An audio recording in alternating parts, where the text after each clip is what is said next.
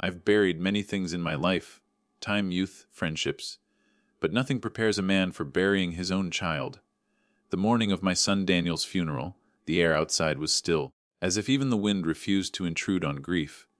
I stood beside his coffin, my hand trembling over the polished wood, trying to accept that my boy, the same one who used to tug on my sleeve to show me his report card, was lying in there. The church was half filled with faces I barely recognized. Some came out of genuine love, others out of obligation, maybe even curiosity. But the one face I kept searching for never appeared. His wife, Emily.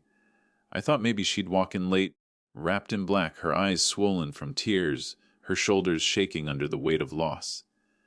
I waited through the hymns, through the pastor's sermon, through every slow second that made the clock feel cruel. But her seat, the one I'd saved beside me, stayed empty. Every time the door creaked, I turned my head. Every time someone whispered, I hoped they were saying, "She's here."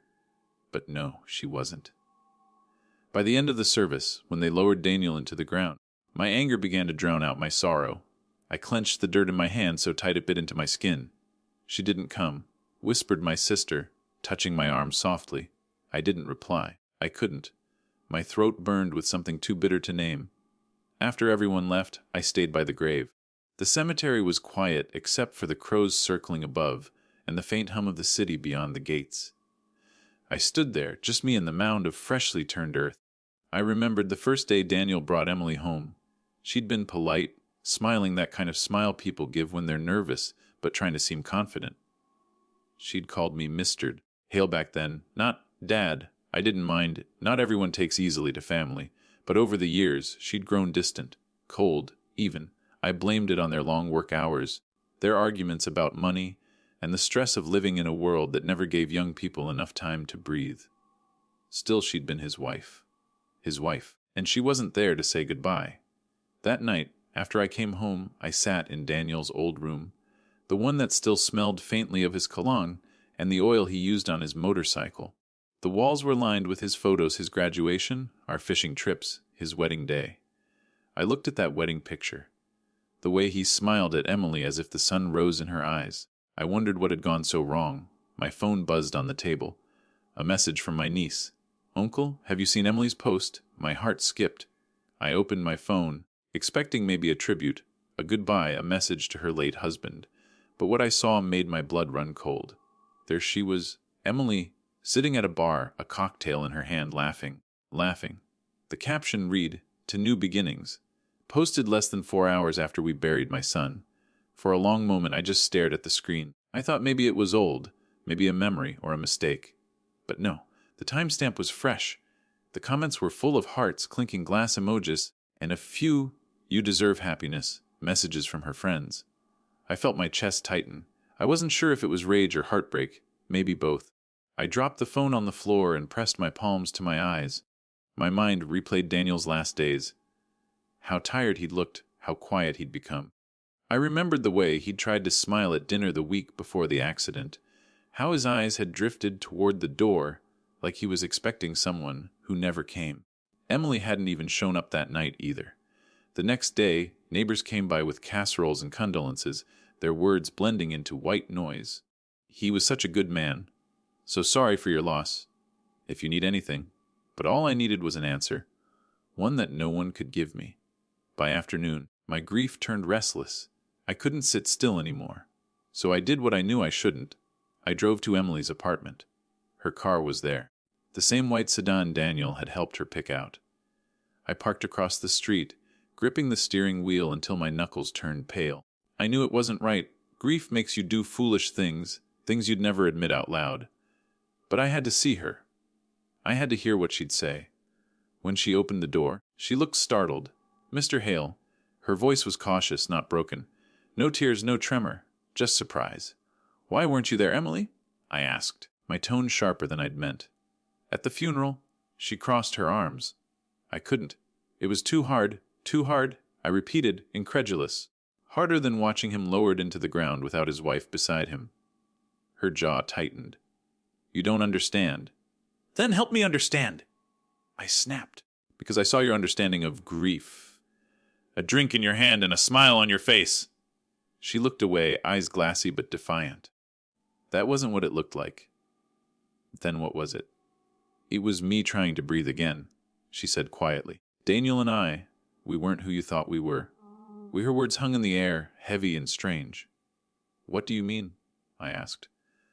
But she didn't answer right away. She just leaned against the doorway, her shoulders trembling slightly, as if she were holding back a truth too sharp to release. Finally, she whispered, "You should go, Mr. Hale. Please." I stood there for a long moment, wanting to push, wanting to demand more. But the look in her eyes stopped me. There was something there I hadn't seen before. Not guilt, not relief, but pain. Deep buried pain. So I left. That night I couldn't sleep. Her words echoed in my head. We weren't who you thought we were. What did she mean? I went through old photos again, trying to find cracks I'd missed. Moments where Daniel looked unhappy.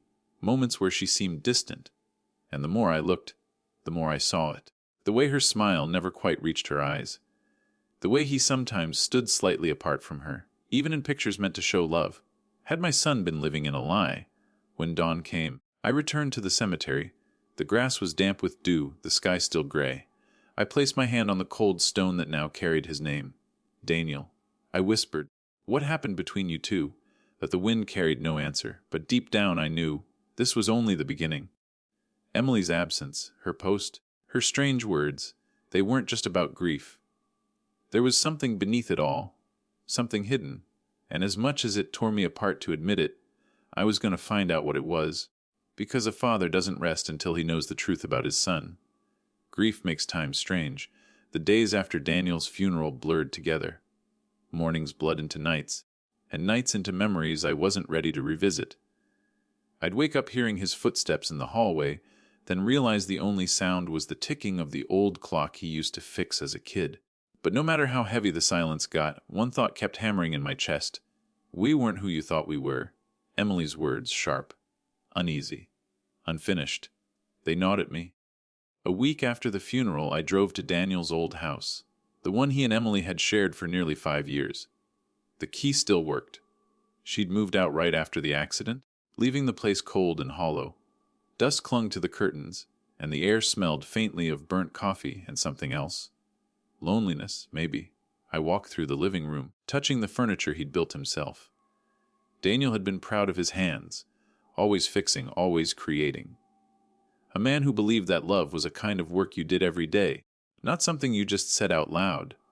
But as I looked around, I started noticing things that didn't fit the picture. A shattered photo frame near the corner. The image inside was one from their 2nd anniversary, Daniel and Emily smiling by the ocean. But the glass was cracked right across their faces. The pieces had been swept aside, but not replaced. Then I saw the dent in the wall by the kitchen door, small, round, like someone had thrown something hard, and the silence suddenly felt different, not peaceful, not empty, but haunted. I sat at their kitchen table, remembering the nights I'd visited for dinner, the way Emily would set the plates perfectly, the way Daniel would tease her about overcooking pasta. They'd seemed happy, or at least functional. Now, all I could think about was what I hadn't seen. I went to his study next, his quiet space. Papers were still scattered across the desk. Receipts, old bills, his insurance papers, his notebook. Daniel kept everything written down, even things he never meant for others to see. And in that notebook, I found the first clue. A single line, written in his messy handwriting. "If anything happens to me, Dad, check her messages." I froze. My hand went cold. It didn't make sense. Daniel never addressed his journal to anyone, let alone me. And that sentence, it wasn't just paranoia. It was a warning. I sat down, flipping through his phone that I'd kept after the police released it. It was cracked from the accident, but still functional. I scrolled through his contacts, found Emily's name, and opened their message thread. At first, it looked normal. Sweet messages, reminders about groceries, little hearts. Then, about 3 months before his death, everything changed. The tone was tense. "Daniel, you went out again last night." "Who was with you, Emily? Oh, just friends." "Stop asking it." "Daniel, you said you were done lying." "Emily." "And you said you'd stop checking up on me." Then silence. Days. Weeks. Then more messages. "Daniel, what can fix this, Em? I just need you to talk to me." "Emily, there's nothing left to fix." That last message was sent the night before the accident. My throat went dry. I felt my heart pounding so hard I thought I might break apart right there. I knew my son. I knew him. He wasn't perfect, but he was loyal, faithful, patient. The kind of man who'd rather suffer quietly than let anyone else see his pain. And now I was starting to think he'd been suffering in ways I never saw. The next day, I went back to see Emily. I told myself it was for closure, but really I wanted the truth. She opened the door slower this time. Her eyes were red, not from crying, but from exhaustion. The smile she gave me was thin, cautious. "Mr. Hale," she said softly, "you shouldn't keep coming here. Then tell me what I need to know and I'll stop." She sighed. "You wouldn't believe me." "Try me." Oh, she hesitated, then stepped aside. "Fine, come in." Her apartment was neat, too neat. Everything arranged like she was trying to convince herself her life was in order. On the counter sat a half-empty bottle of wine. "I saw the messages," I said. "Between you and Daniel." Her shoulders stiffened. "You went through his phone." "I went through my son's last words." I corrected sharply. "Don't twist it." She turned away, gripping the edge of the counter. "He wasn't the man you thought he was, Mr. Hale." "Don't you dare!" I snapped. "Don't you stand there and tarnish his memory because of your guilt." She looked back at me, eyes burning. "You think guilt is what I feel. You have no idea what he did. Then tell me." Silence. Finally she spoke, slowly, painfully. "He was controlling. He'd check my phone, my emails, drive by my office to make sure I was where I said I was. I told him I couldn't live like that anymore." I stared at her. It didn't sound like the Daniel I knew, but it didn't sound like a lie either. Her voice shook just enough to sound real. Still, something didn't sit right. "You're saying he didn't trust you?" I asked. She nodded. "He thought I was cheating, but I wasn't. At least, not then." The confession hit me like a slap. "Not then?" She exhaled, her face falling into her hands. "I made mistakes. After he stopped talking to me, after he shut me out completely, I went out. I drank. I met people. It was stupid. But by then, it was already over between us. We were just waiting for it to end. And my heart broke in two directions. One half for my son, the other for the woman he'd loved." "Why didn't you come to the funeral?" I asked quietly. She lifted her gaze to me, her voice cracking. "Because I didn't deserve to be there." Her honesty, raw and fragile, silenced me. "I ruined him," she whispered. "And the night before the accident, we fought. He said he was done trying. He left the house angry. I begged him to come back, but he didn't." Her tears finally came then, real ones. The kind that spill from guilt, not grief. I wanted to hate her, but I couldn't. Because deep down I realized maybe both of them had been broken. Maybe their love had died long before he did. When I left her apartment, the world outside felt heavy with unanswered prayers. The sky was gray, the air thick with the promise of rain. As I walked toward my car, a neighbor stepped out. A middle-aged woman with kind eyes and tired hands. "Excuse me," she said softly. "You're Daniel's father, right?" I nodded warily. "I'm sorry for your loss. But there's something you should know." I turned to her, my pulse rising. "What is it?" She hesitated, glancing toward Emily's apartment window. "I saw her the night of the accident. She wasn't home. She came back around midnight, alone, crying. And before that she left with someone. A man. Not your son." The words struck me like lightning. A man, not Daniel. Everything inside me froze. "Are you sure?" I asked. She nodded. "Positive. I didn't want to get involved. But you deserve to know." I thanked her quietly, but my mind was already spinning. If what she said was true, Emily had lied. Again. And maybe Daniel's death wasn't just an accident after all. That night, as I sat alone in the dark, I opened Daniel's notebook again. On the very last page, there was one more line, one I'd missed before. "If you love me, don't believe everything you hear." And for the first time since he died, I felt it. That father's instinct that never fades. Something was wrong. Terribly, terribly wrong. And whatever Emily was hiding, I was going to find it. Sleep was a stranger to me after that night. Every time I closed my eyes, I saw Daniel. Not as a man in his coffin, but as the little boy who used to fall asleep on my chest while I hummed old country tunes. His weight, his warmth, his laughter, all of it kept flashing between the past and that cold grave where I'd left him. But now, there was something else behind the grief. A pulse of suspicion. Faint but growing stronger. Emily's tears, the neighbor's words, Daniel's notes, They didn't line up. And I'd learned long ago that when stories don't line up, someone's lying. The next morning, I called the officer who handled the accident report, a man named Reed. He'd been kind at the funeral, offering me his condolences. "Mr. Hale," he said when he picked up, "I wasn't expecting to hear from you again. I need to ask something," I said. "The crash. Was there ever any doubt about what caused it?" He paused. "Not really. Your son's car skidded off the highway at high speed. No signs of mechanical failure. It was ruled an accident. No other vehicles involved. No." "Sir," I hesitated. "What about his phone? Was it found intact?" "Yes, though heavily damaged. Why?" I swallowed hard. "Would there be any way to recover deleted files or messages from it?" Reed sighed. "That would need a warrant, unless you've already got the device." "I do." He paused again. "Then I can recommend a tech who might help. But, Mr. Hale, sometimes what we find doesn't bring peace."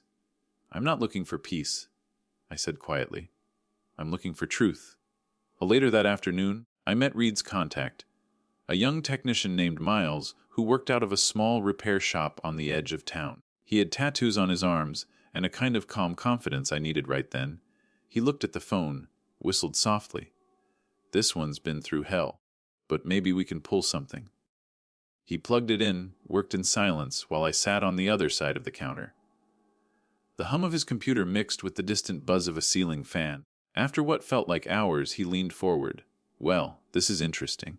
There's a deleted voice memo here, dated the night of the crash." My heart stopped. "Can you play it?" I asked.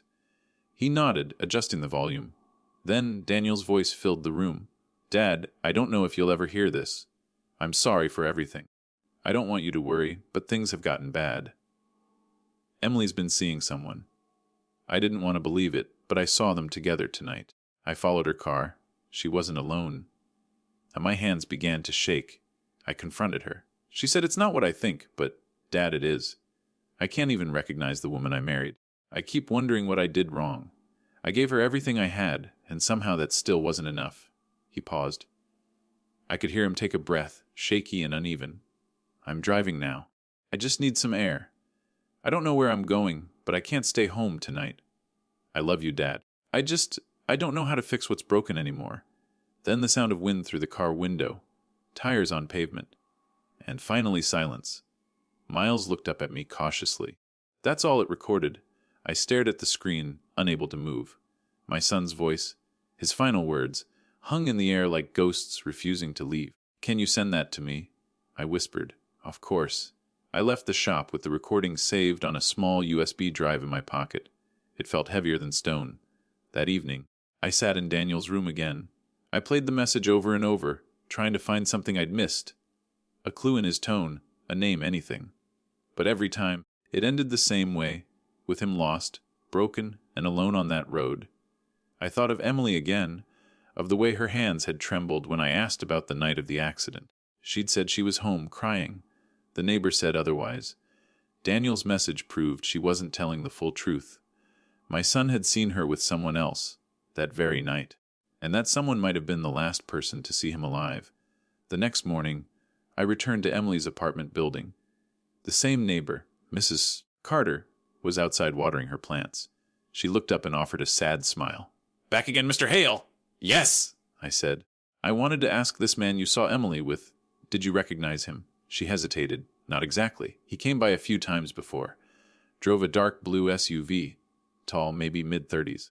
Always wore a suit." That detail burned into my mind. A suit. "Yes." "Like an office type. Not someone from around here." I nodded slowly.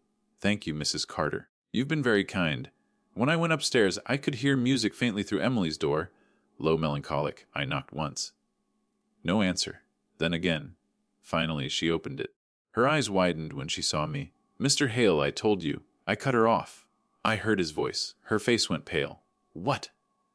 I recovered a message. From the night he died. Her lips trembled. What did he say?" "That he saw you. With someone else."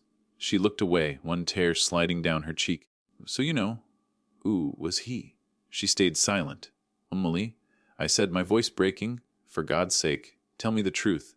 She covered her face with her hands. "It wasn't supposed to happen." "I swear it wasn't." "Ooh," I demanded. She looked at me defeated. His boss. I froze. What? She nodded weakly. Daniel's boss? Ryan Cole. They'd been working late nights for months. One night, he started showing up even when Daniel wasn't there. It was just talks at first, drinks, venting about how hard life felt. Then one thing led to another. Her words came out in a rush, guilt spilling out faster than she could stop it. I tried to end it. I told him I couldn't do it anymore. That night, Daniel followed me. He saw us arguing in the parking lot. Ryan drove off, and Daniel confronted me. He was furious. I'd never seen him like that. Tears poured down her face now. I told him I was sorry, that I'd tell him everything in the morning. He just looked at me and said, "There might not be a morning," and then he left. The room fell silent except for her soft sobs. I felt my knees weaken. "You should have told the police," I said numbly. "They asked," she whispered. I said it was just an argument about work. I couldn't tell them the truth. I didn't want to ruin Ryan's career or Daniel's memory. I stared at her in disbelief. "You were protecting the man who helped destroy your marriage." Her voice broke. "No, I was protecting myself. I already lost my husband. I couldn't lose my life too. I walked out before I said something I'd regret." The hallway felt longer than usual. Each step echoed with Daniel's last words. "I love you, Dad. I just don't know how to fix what's broken anymore." Outside, the sky opened up with rain. I stood there, letting it soak through my jacket, through my grief, through my fury. I finally had pieces of the truth, but they didn't fit together cleanly. If Daniel's death was an accident, it was one fueled by betrayal, heartbreak, and despair. But deep inside, something still whispered, "No, not yet. There's more." Because Daniel didn't sound suicidal. He sounded hurt, confused, but alive. And when I looked at the accident report again later that night, one line stood out that I hadn't noticed before. Skid marks suggest abrupt braking, possible attempt to avoid collision. My son didn't give up. He tried to live, which meant someone, or something, made sure he couldn't. I always believed truth was something that revealed itself with time. That if you just waited, pain would settle, and answers would rise to the surface like cream in old milk. But I was wrong. Truth doesn't rise, it hides. It waits, buried under grief, shame, and fear. And sometimes, you have to dig through hell to find it. After I left Emily's apartment that night, I couldn't stop thinking about the name she'd said. Ryan Cole, Daniel's boss. I'd met him once, briefly, at a company picnic. Tall, polished, with the kind of handshake that squeezes too tight. The kind that tells you he's used to being in control. I'd brushed him off then as another corporate man with too much charm and too little conscience. But now, he had a face in this story. A face that might have been the last thing my son saw. The next morning, I drove to the firm where Daniel had worked. Cole & Associates Consulting. The lobby gleamed with expensive tiles and fake smiles. The receptionist, a young woman with nervous eyes, asked me to sign in. "I'm here to see Ryan Cole," I said firmly. She looked hesitant. "Do you have an appointment, sir?" "No," I said. "But tell him it's about Daniel Hale." Her expression changed. A flicker of recognition, pity, maybe guilt. One moment. She made a call, whispered something, then nodded. "Mr. Cole will see you in a few minutes." His office was at the top floor. Glass walls, a view of the city, and the smell of expensive cologne lingering in the air. When I stepped inside, Ryan stood up from behind his mahogany desk, straightening his tie. "Mr. Hale," he said with practiced sorrow, "I'm so sorry for your loss. Daniel was one of the best employees I ever had." His tone was smooth. Too smooth. The kind that slides over truth like oil over water. "Was he?" I asked quietly. He nodded. "Dedicated, intelligent, a bit stubborn at times, but who isn't? We all miss him terribly." I studied his face, not a hint of discomfort, not a single tremor in his voice. If guilt lived there, it was well trained to hide. "I'm sure you do," I said, "especially considering how close you were to his wife." That made him blink, just once. But it was enough. "I'm sorry," he said, feigning confusion. "Emily," I said. "My daughter-in-law. The one you were seeing behind my son's back." His jaw tightened, but his voice stayed calm. "You've been misinformed, Mr. Hale." I stepped closer. I heard everything. From her, from neighbors, from my son's own voice. That last part made him flinch. Just slightly. But I saw it. He leaned back, forcing a smile. Daniel was a good man, but he was troubled. Sometimes people see things that aren't there when their emotions run high. My blood boiled. You think this is about jealousy? My son's dead, and that's tragic, he said quickly, but I had nothing to do with his accident. I wasn't even in town that night. Can you prove that? He hesitated, then spread his hands. Of course. I was at a conference in Chicago. You can check the logs. His confidence returned, slick, rehearsed. I wanted to punch the smugness off his face. But instead I nodded. I will. As I turned to leave, he said something that froze me in my tracks. You're grieving, Mr. Hale. Be careful not to destroy what's left of your family by chasing ghosts. I looked over my shoulder. If I find out you're one of those ghosts, you'll wish I hadn't. Then I walked out. Back in my car, I sat for a long time, staring at the reflection of that glass building. Ryan Cole, the man in the suit, perfectly calm, perfectly untouchable, but I'd seen something in his eyes that flickered brief but unmistakable. Fear. And fear doesn't come from innocence. That evening, I dug through Daniel's old belongings again, searching for anything that could connect him to Ryan outside of work. In one of the folders, I found something strange. A printed email. It was from Daniel's personal account, sent 2 days before his death. To IR Cole Associates. Com subject. Formal complaint. I believe Mr. Ryan Cole has engaged in unethical conduct involving an employee's spouse. I will be providing evidence soon. My hands trembled as I held the paper. He knew. Daniel had planned to expose him. And 2 days later, he was dead. I stared at that email for hours. The room grew darker, the world quieter, but my rage only grew. I called the company again the next morning, asking to speak with HR. The woman on the phone said, "We're sorry, Mr. Hale, but there's no record of any formal complaint under your son's name." "No record," I repeated. "He sent it directly to your department." She hesitated. "If it was handled internally, it may not be visible to me. Or maybe it was deleted," I said. Her silence was answer enough.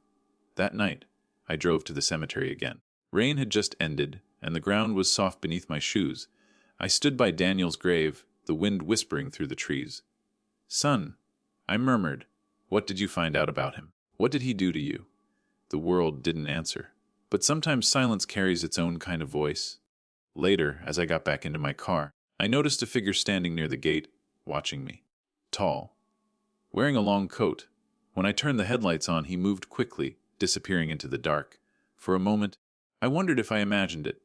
But deep down, I knew someone didn't like that I was digging too deep. The next day, I went to the police again. Officer Reed looked troubled when I told him everything. "Mr. Hale," he said carefully, "you're saying your son filed a complaint against his boss and then died 2 days later." "Les, do you have proof?" I handed him the printed email. He read it, his brow furrowing. "This isn't enough to reopen a case, but I'll make some calls." Quietly, I nodded, grateful but restless. "I just need to know the truth." He sighed. "Then be patient, and be careful." That night, I got a message from an unknown number. No name, no context. Just a picture. It was blurry, but I could make it out clearly enough. Ryan Cole sitting in a bar. Across from him, Emily. Dated 2 nights ago. I felt the blood drain from my face. After everything, after the funeral, after the lies, she was still seeing him. I stared at that image until my eyes burned. It wasn't just betrayal anymore. It was collusion.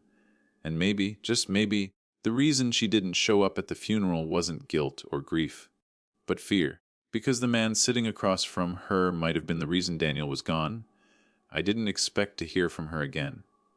After the funeral, after the pictures, after the whispers that followed her name, I thought she'd vanished. And honestly, I hoped she had. Because every time her name crossed my mind, it brought with it the image of my son's coffin and her absence beside it. But life has a cruel way of testing you, right when you think you've already faced enough.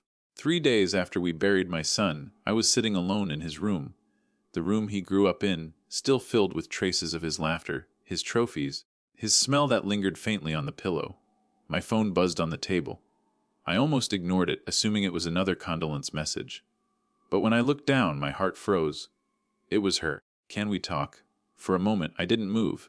My first instinct was anger. What could she possibly want now? Apologies, forgiveness, closure for herself. But a small voice inside me whispered, "What if there's something you don't know?" So, against my better judgment, I replied, If it's about my son, then yes, come by the house. She didn't come. Instead, a few minutes later, another message arrived, longer this time. I hesitated before opening it, but my fingers betrayed me. I didn't come to the funeral because I couldn't face you. I couldn't face anyone. The picture you saw, I know how it looks. But it wasn't what it seemed. I needed to escape, not from grief, but from guilt. I'll explain if you let me. I sat there for a long time, staring at those words, my emotions tangled between fury and confusion. Guilt? What guilt? When she finally came the next morning, she looked nothing like the woman I once knew. Her makeup was gone, her hair unkempt, her face pale and hollowed. She stood on the doorstep like a stranger. "Come in," I said, my voice colder than I intended. We sat in silence for a while. She stared at her hands, trembling slightly, and I could hear the ticking of the wall clock filling the space between us. Finally, I broke the silence. "Why didn't you come?" She took a deep breath, because I thought I didn't deserve to. That answer hit me like a stone. "Didn't deserve to mourn your husband?" I asked sharply. Tears filled her eyes. "No," she whispered. "Didn't deserve to stand there pretending to be the grieving widow everyone thought I was." How my chest tightened. "Pretending?"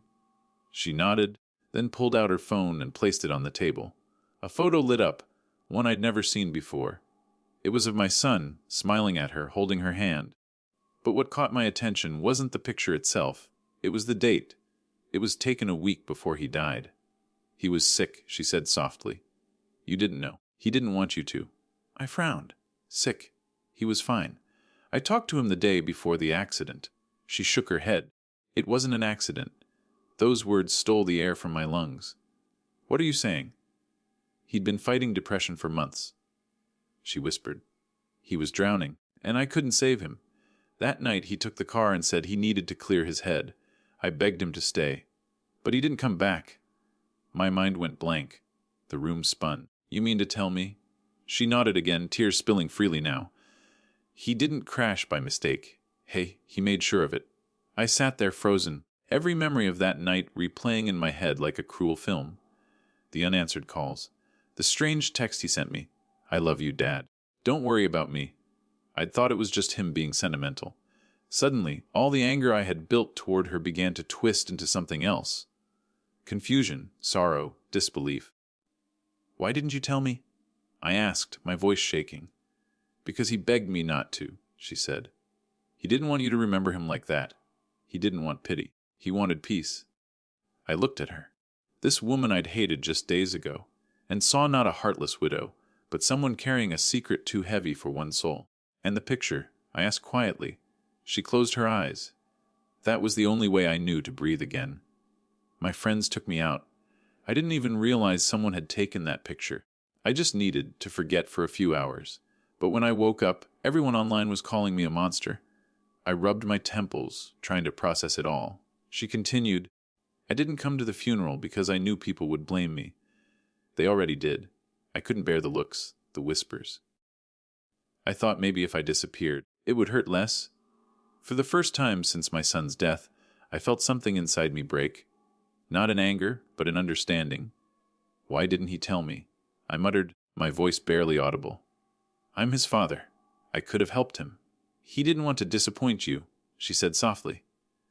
"He said you were his hero, and he couldn't let you see how broken he'd become." Her words shattered what was left of my strength. I turned away, tears finally escaping down my face. All this time, I'd been mourning the way he died, never realizing why he did. After a long silence, she whispered, "He left you something." She handed me an envelope, crumpled and faintly stained. My name was written on it in his handwriting. My hands trembled as I opened it. Inside was a short note. "Dad, if you're reading this, I'm sorry. I tried to fight, but the pain was too much. You taught me to be strong, but I never learned how to be okay. Please don't hate her. She tried harder than anyone. Tell Mom I love her. Tell her I finally found peace." I couldn't hold it in anymore. I broke down, sobbing into my hands, years of pride and silence collapsing into pure grief. She reached across the table, hesitated, then gently touched my arm. "He loved you so much," she whispered. "He just didn't know how to ask for help." When I finally looked up, I saw the same pain in her eyes that I'd seen in my own reflection for days. The pain of loss and guilt. That day changed everything. The anger that had consumed me began to fade, replaced by something quieter, sadder, understanding. We both had lost the same person, and yet we had been punishing each other instead of finding comfort in shared grief. Before she left, she turned to me and said softly, "I still go to the lake sometimes. The one he loved. If you ever want to come, I'll be there." After she left, I sat for hours, holding that letter, feeling my son's words echo through me. He wasn't weak. He wasn't selfish. He was just human, and maybe so was she. That night, I stood by the window, looking up at the stars. For the first time since the funeral, I spoke aloud. "I forgive you, son," I whispered. "And I forgive her, too." Because sometimes the truth doesn't set you free immediately. It just gives you something real to hold on to, something to begin healing from. And in that quiet moment, I realized forgiveness wasn't for her. It was for him. And maybe, just maybe, for myself. It took me 3 days to gather the courage to go. 3 days of pacing around the house, rereading his letter, staring at old photographs until my eyes blurred. Every time I looked at my son's face, that same quiet smile, those steady eyes, I felt both love and pain twist together like tangled roots in my chest. The lake had always been his place.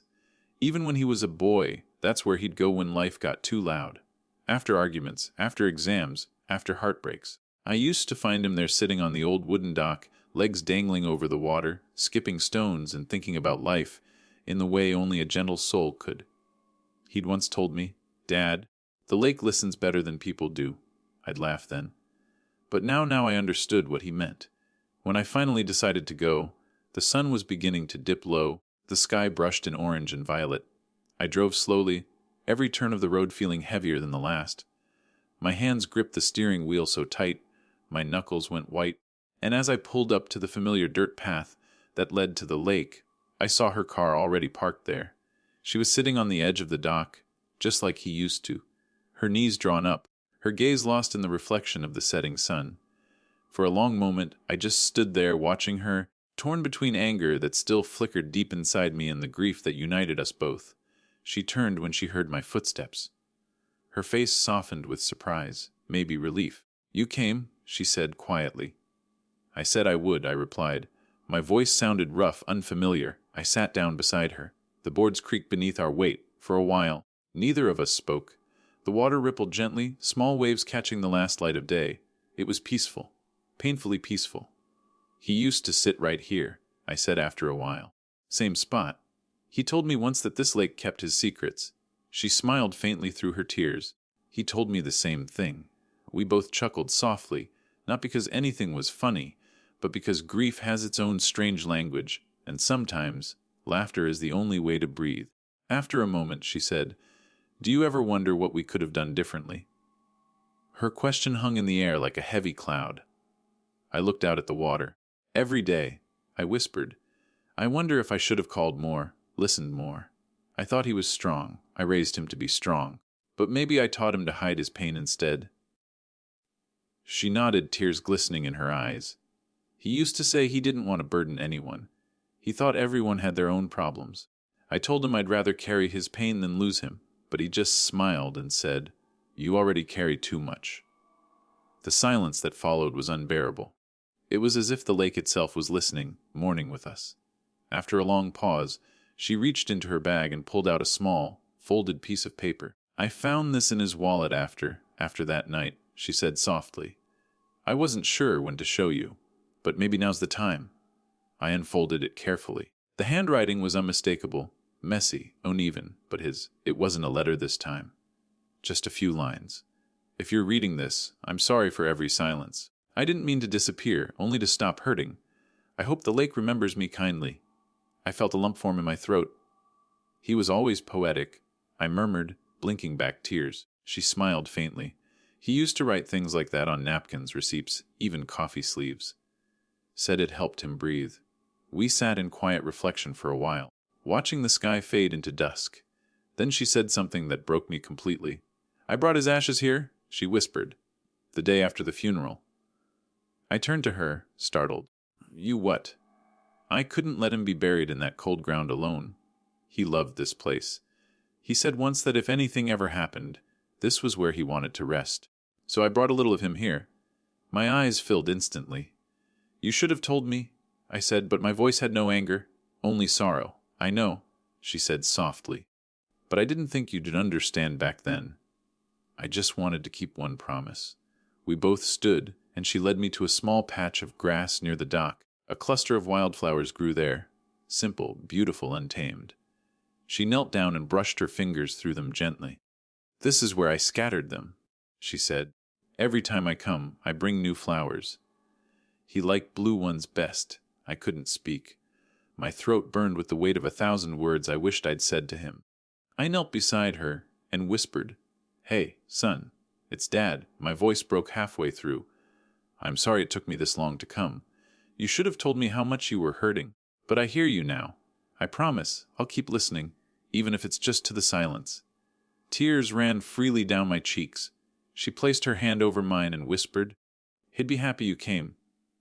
The wind picked up gently, carrying the scent of the water and the whisper of the trees. For a moment, it almost felt like he was there. In the ripples, in the breeze, in the quiet hum of life that continued despite everything. We stayed there until the stars began to appear, small, trembling lights reflected in the dark water.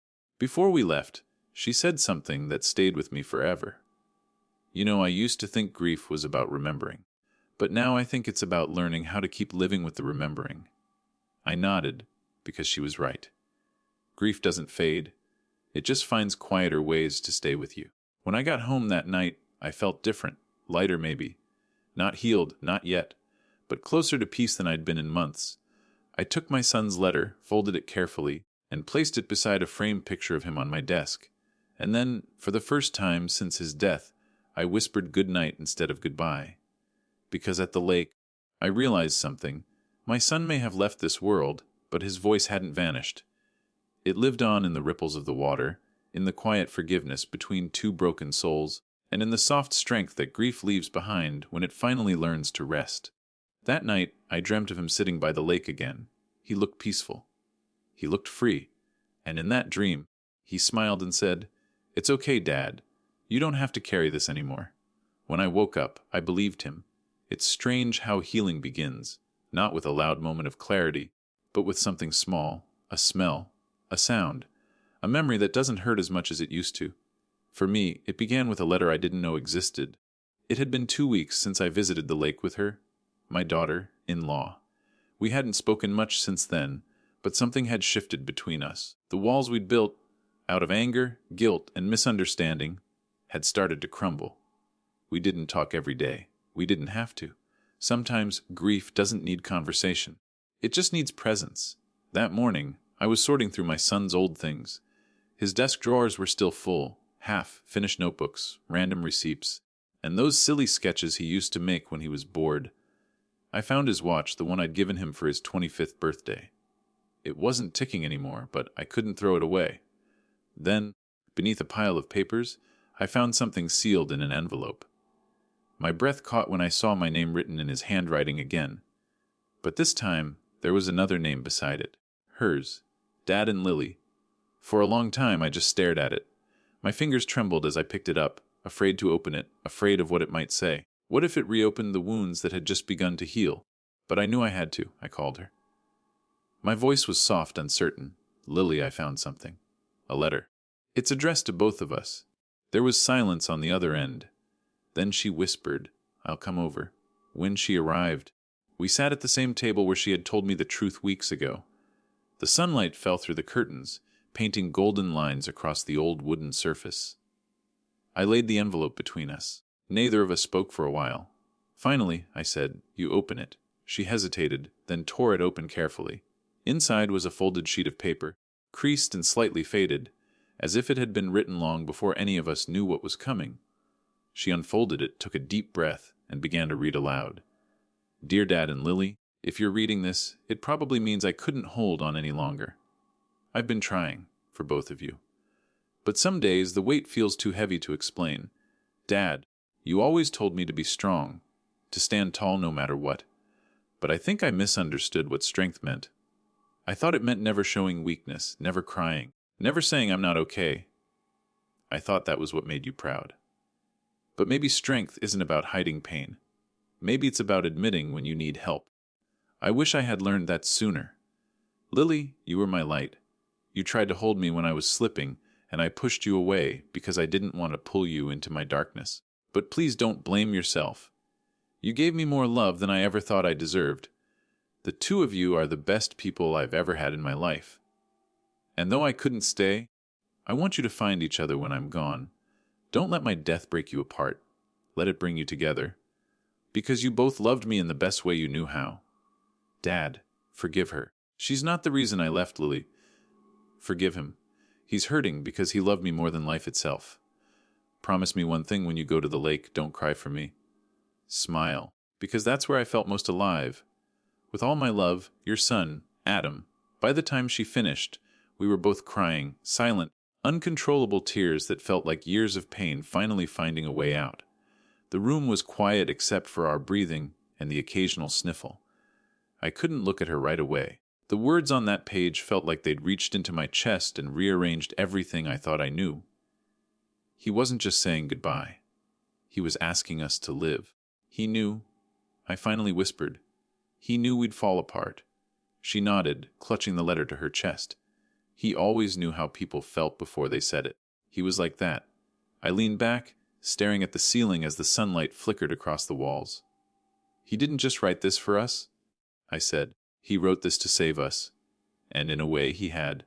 After that day, something changed in both of us. We started meeting more often. Sometimes for coffee, sometimes just for quiet company. The grief was still there, of course, but it wasn't as sharp anymore. It had softened into something almost sacred. We talked about Adam, about his laugh, his bad jokes, his way of always losing his car keys. We remembered him not as a tragedy, but as a person, full of warmth, flaws, dreams, and light. One evening, as we sat outside watching the sunset, she said softly, "Do you ever think he's still around?" I smiled faintly. I think he never really left, because in every quiet morning, in every breeze that rustled through the trees, in every ripple of that lake, I could feel him. Not gone, just changed. That letter didn't erase the pain. It didn't make everything okay, but it gave us direction. It told us how to carry him forward, not as a wound, but as a lesson in love. I framed it later, placing it between our photos. One of him as a boy on my shoulders, and one of him with Lily, both smiling. The three of us together again, in the only way that life now allowed. Sometimes, late at night, I still read that line, "Don't let my death break you apart." And I realize he wasn't just talking about us. He was talking about every person who's ever lost someone and blamed themselves, every heart that's tried to heal in silence. He wanted us to remember that love doesn't end where life does. It only changes shape. As I looked out the window that evening, I whispered, "Thank you, son, for teaching me how to be strong, the right way this time." And for the first time in a long time, I didn't feel like I was talking to someone who was gone. I felt like I was talking to someone who had finally found peace and was helping me find mine too. It's strange how grief transforms over time. At first, it's an open wound, raw, burning, unbearable. Then, slowly, it becomes something quieter. Not gone, just gentler. A scar that still aches when you touch it, but no longer bleeds. Months passed after we found that letter, the one my son wrote for both of us. I'd read it almost every morning, as if his words had become my prayer. They were a reminder that love could survive even the harshest silence. That forgiveness wasn't weakness. That moving forward didn't mean forgetting. The house was quieter now. Not empty, just different. The world had rearranged itself, and somehow I'd learned to live in that new shape. Lily, my daughter-in-law, became part of that change. At first, she visited every week. Sometimes we'd talk. Sometimes we wouldn't. She'd just sit in the chair across from me, holding a cup of tea, eyes lost in the photo frames that lined the shelf. And I realized she wasn't just my son's widow anymore. She was a daughter to me now. We'd become each other's quiet refuge. One afternoon, she came by with something in her hands, a small box wrapped in simple paper. She looked nervous, almost shy, like she wasn't sure how I'd react. "What's this?" I asked. She smiled faintly. "Something I made, something for both of us and for him." I unwrapped it slowly. Inside was a small glass jar, filled with folded notes, dozens of them. "They're memories," she said. "Things about him, things we loved. Whenever either of us misses him, we can take one out." I stared at it for a long time, my throat tightening. He would have loved this, I murmured. She smiled sadly. He already does. That night, after she left, I opened the jar and pulled out one note at random. It said, "He used to hum when he was nervous. Always the same tune. The one from your old record player." I chuckled through my tears because I remembered. Every time he had something to confess, a bad grade, a broken window, a forgotten chore, I'd hear him humming that tune in the hallway first. It wasn't sadness I felt that night. It was something warmer, like he'd found a way to visit without stepping through the door. A few weeks later, Lily called me and said softly, "Let's go back to the lake. One last time." We hadn't been there since the day we found peace in his absence. It felt right, like closing a circle we'd been walking in for too long. When we arrived, it was early morning. The lake was calm, glassy, reflecting the pale light of dawn. Mist curled around the surface, soft and silver, like the world was holding its breath. We walked to the same spot near the dock, where the wildflowers grew. This time she carried something small in her hands, a small wooden box. "What's that?" I asked. She looked up, her eyes wet but peaceful. "The rest of his ashes. I kept a little for today. I think he'd want both of us here." I nodded slowly, feeling my chest tighten, but not from pain, from release. Together, we knelt by the water. She opened the box and let the ashes drift out with the wind. They shimmered in the morning light, scattering across the surface like silver dust before sinking gently into the water. We didn't speak. We didn't need to. The silence said everything: love, loss, forgiveness, and the quiet acceptance that life must go on. The sun broke through the mist just then, spilling light across the lake. For a fleeting second, I swore I saw him, sitting on the dock again, legs swinging, smiling at us. It wasn't real, I know, but it didn't need to be. It was enough. Later, as we sat there, Lily turned to me and said softly, "Do you think we'll ever stop missing him?" I looked at her and shook my head. "No, and I don't think we should." She smiled faintly. "Then what do? We keep living," I said. "We carry him forward, not as pain, but as purpose." She nodded, her tears glistening in the sunlight. "I think he'd like that." We stayed until the wind grew stronger and the sun climbed high. Then we stood, looked out at the lake one last time, and whispered together, "Goodbye, Adam." The words didn't feel final. They felt like a promise. A promise to live with his memory, not in spite of it. It's been a year now. The grief hasn't disappeared. It never will. But it no longer feels like a storm. It feels like rain, gentle, cleansing, necessary. I still go to the lake sometimes. Sometimes alone, sometimes with Lily. We sit in silence, letting the wind talk for us. I bring flowers. Blue ones, his favorite. Sometimes I talk to him, just like before. I tell him about the world, about how his mother's doing, how Lily's finding her way again. And every time, when the breeze brushes against my face, I take it as his answer. Quiet, peaceful, eternal. A few days ago, Lily brought me another small gift. It was a photo, a framed picture of the three of us at the lake that first day we met after everything. I hadn't realized she'd set her phone on a timer that morning. In it, we're sitting side by side, not smiling exactly, but not crying either. Just there. Together. Underneath it, she'd written a small quote, the last line from his letter, "Don't let my death break you apart." Every time I see it, I realize something. He didn't just leave us behind. He left us to find each other again. And in that discovery, in the forgiveness, in the shared silence, in the love that never really ended, we found a kind of peace that even death couldn't touch. Because grief isn't the end of love. It's proof that love was real enough to outlive the body it belonged to.